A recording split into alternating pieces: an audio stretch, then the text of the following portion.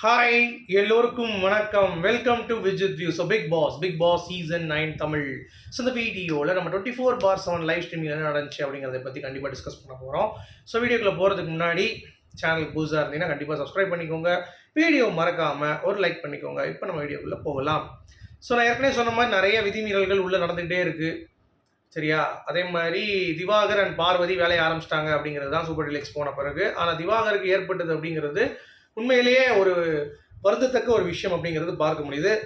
பார்வதி வாண்டடாக ஒரு content create பண்ணுறாங்க அப்படிங்கிறது பார்க்க முடியுது. ஸோ இது எல்லாமே என்ன நடந்துச்சுங்கிறத பற்றி தான் இந்த வீடியோ டிஸ்கஸ் பண்ண போகிறோம். ஓகே, ஸோ லைக்கு சப்ஸ்கிரைப் மறந்துடாதீங்க. கண்டிப்பாக லைக் கொடுத்தீங்கன்னா நிறைய பேர் வந்து பார்ப்பாங்க அப்படின்றதுனால இதை நான் கேட்குறேன்.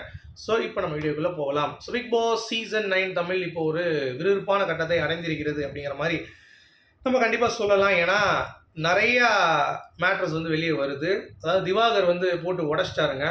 அதாவது இந்த வீட்டில் ஒரு ஃபேவரிசம் இருக்குது.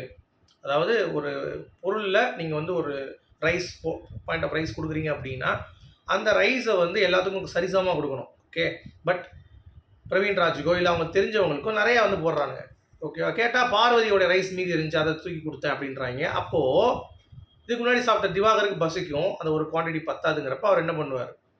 அதோட போயிட முடியும். திருப்பி ஒரு நாள் திருப்பி பசிக்கிறப்போ அந்த சாப்பிட முடியாது. திருப்பி சின்னதாக உட்காந்துக்கிட்டு பிரவீன்ராஜ் ஃபில்லிங்காக சாப்பிட்ருவான். ஒருத்தனுக்கு கிடைக்குது, ஒருத்தனுக்கு கிடைக்கல அப்படின்ற அந்த ஒரு ஆங்கிள் இருக்குல்ல, அதை தான் வந்து சொல்கிறாரு. ஒயிட் ரைஸ் மட்டும் வந்து வாங்காதீங்க, ஒரு கப்பு எல்லாத்துக்கும் எடுத்து வச்சுட்டு மீதி இருக்க ரைஸ் வந்து பார்த்தீங்க அப்படின்னா போட்டுருங்கன்றாரு. அவ்வளோதான் திவாகர் சொல்கிற பாயிண்ட் அதுதான். ஓகே, கொஞ்சம் எக்ஸ்ட்ரா போடுங்க, அதில் வந்து தப்பு கிடையாது அப்படின்ற மாதிரி சொல்கிறேன். ஏன்னா எல்லாத்துக்குமே இப்போ ஒரு கப்புங்கிறப்ப சாப்பிட மாட்டாங்க. அரை கப் ஆகும், பாதி பேருக்கு பசிக்கிறவங்களுக்கு போட்டுருங்கன்றார்.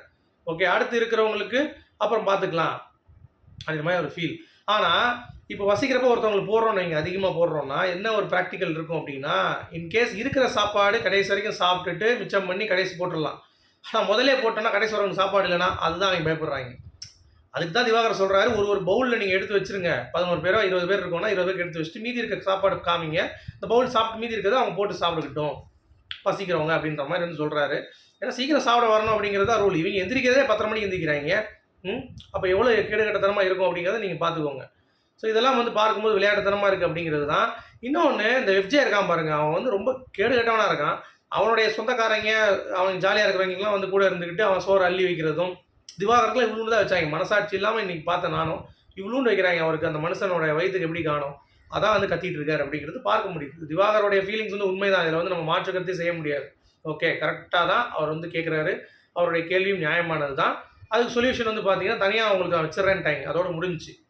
ஆனால் கனி என்ன சொல்லுதுன்னா, இதுதான் கனியோடைய விஷமத்தன்மை. இங்கே பாருங்களேன், அது எப்படி எல்லாருமே வந்து இருக்கிறப்ப அவருக்கு எப்படி ஓகே சொல்கிறேன் சபரி, அதெல்லாம் தப்பு சபரி அப்படின்ற மாதிரி வந்து திருப்பி வந்து பார்த்தீங்கன்னா கனி வந்து சொல்கிறாங்க. ஸோ இதெல்லாம் வந்து கேட்கும்பொழுது நமக்கு வந்து எப்படி இருக்குது அப்படின்னா, என்னடா அது இவ்வளோ தூரம் கதை கேட்டுட்டு கடைசி வந்து இந்த கனி வந்து அவங்களுடைய அந்த புத்தியை காமிச்சிட்டாங்க. பூமுட்டை கனிங்கிறத ப்ரூவ் பண்ணிட்டாங்க. ஏதோ ஒன்று அவங்க சாப்பிட்றவங்க சாப்பிட்டுங்க. இப்போ அதில் இன்னொரு பிரச்சனையும் இருக்குது. இப்போ எல்லாத்துக்கும் அளவு கொடுத்துட்டீங்க அப்படின்னா அடுத்து வந்து உட்காந்தா பரவாயில்ல, ஒரே நேரத்தில் எல்லாரும் ஒரு நேரத்தில் வந்து சாப்பிட்றாங்க. அப்படிங்கிறப்ப பசிக்கிறவனுக்கு அந்த ஒரு சாப்பாடோட கேட்க முடியாது அவனால்.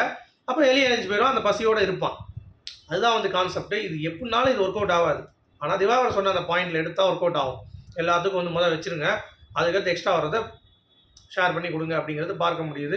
இதுலேயும் ஒரு சிக்கல் இருக்குது. எக்ஸ்ட்ரா வரவங்க நிறையா ஷேர் பண்ணி சாப்பிட்டாங்கன்னா கூட அந்த போர்ஷன் இருக்கும் பார்த்தீங்களா, இப்போ அடுத்து வரவங்களுக்கு அது பசிக்குதுன்னா கூட சாப்பிட முடியாது. இது எப்படி அப்படிங்கிறது நமக்கு இன்னும் தெரில. ஆனால் திவாகருடைய கேள்வி கண்டிப்பாக நியாயமானது தான்.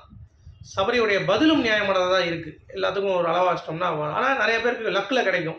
அது எப்படி ஆயிரும்னா, லக்கில் கிடைச்சா உண்டு, சோறு வேணுன்னா கிடைக்கும், இல்லாட்டி கிடைக்காது அப்படின்ற அந்த ஒரு ஆங்கிளில் வந்துடும் அப்படிங்கிறது பார்க்க முடியும். ஸோ இது எப்படி இப்போ நீங்கள் பார்க்குறீங்கன்னு சொல்லுங்கள். அடுத்து பார்வதி எஃப்ஜே வந்து ஊட்டி விட சொல்கிறாங்க, நான் சூப்பர் டீலக்ஸ் வந்துட்டேன் அப்படின்னு சொல்லிட்டு அவன் ஊட்டி விட மாட்டான், ஆதிரைக்கு ஊட்டி விட்றான்.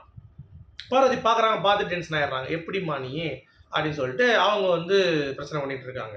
ஸோ அந்த வாக்குவாதத்தில் நீ அதெல்லாம் பண்ணாத, அதை விட்டுரு அப்படின்றாரு திவாகர். இல்லை நீ உன் பிரச்சனை நீ பாரு, என் பிரச்சனை நான் பார்த்துக்கிறேன். அவங்க 2 பேருக்குள்ளேயே ஒரு கருத்து மோதல் வந்தது அப்படிங்கிறது பார்க்க முடியுது.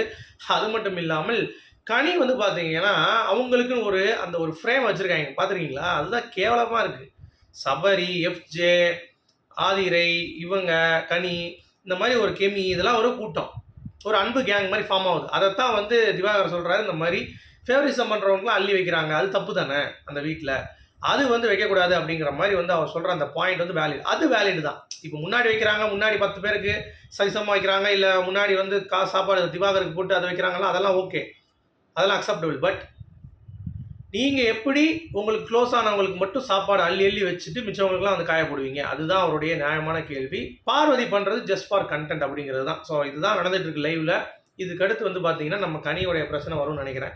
அடுத்து ஒரு ரூல் பிரேக் நடந்துச்சு. வியானாவும் அப்சராவும் போய் பேசிகிட்டு இருக்கிறப்ப பெரிய கோழி, கனி, அந்த பேர்கள்லாம் சொல்லும் போது அப்படின்றாளுங்க.